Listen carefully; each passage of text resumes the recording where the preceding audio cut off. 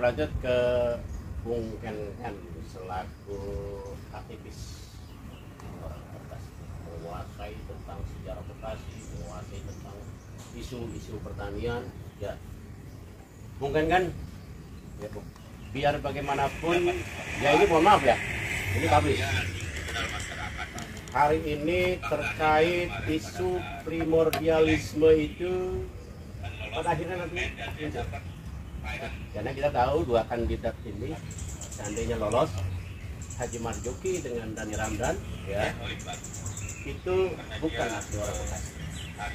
Dan kedua calon ini, ya, dan juga orang Bekasi asli, di antara Penoli dan Adik Suara Bonang. Isu primordialisme itu tepat nggak kalau untuk menjadikan isu politik hari ini? Ya, Bang Ken. Terima kasih, Bung Ebong. Sedikit barangkali saya menanggapi ya dari sudut pandang yang saya pahami. Bicara primordialisme dalam politik, menurut saya itu bagian dari strategi pemenangan pemilu atau pemenangan pemilihan.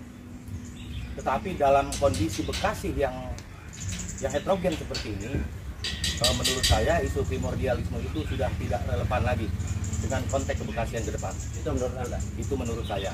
Ini yang paling penting. Yang kedua, saya hanya ingin katakan kepada masyarakat Bekasi bahwa besok di Pilkada Kabupaten Bekasi milikilah pandangan yang teliti untuk tujuan yang bijaksana dalam menentukan pilihan. Itu yang kedua.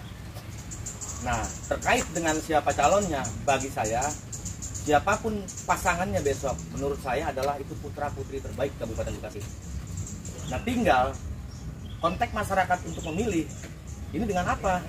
Tadi kita berharap lihat visinya dulu, win plan atau tidak, menang dulu dalam program, kira-kira seperti itu.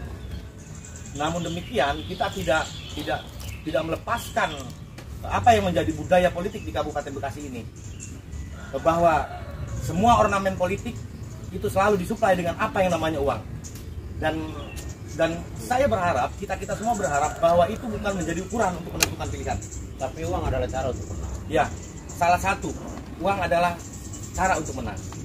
Kalaupun saya secara pribadi tidak atau kurang sepakat, saya lebih melihat bahwa besok ke depan apa yang disampaikan oleh Bung Budi tadi, saya percaya bahwa masyarakat Bekasi besok cerdas, akan memiliki pandangan yang teliti untuk tujuan yang bijaksana dalam menentukan pilihan mereka masing-masing.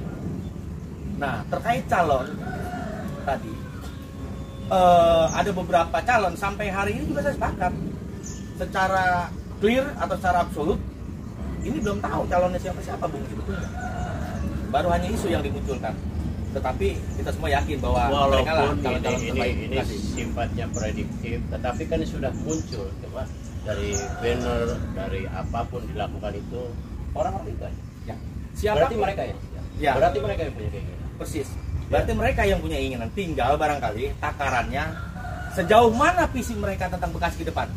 Dan sebagai informasi saya sampaikan, Bung Ebong, kami kebetulan kemarin termasuk bapak-bapak yang ada di sini, orang yang hadir di acara peserta Kongres Masyarakat Bekasi.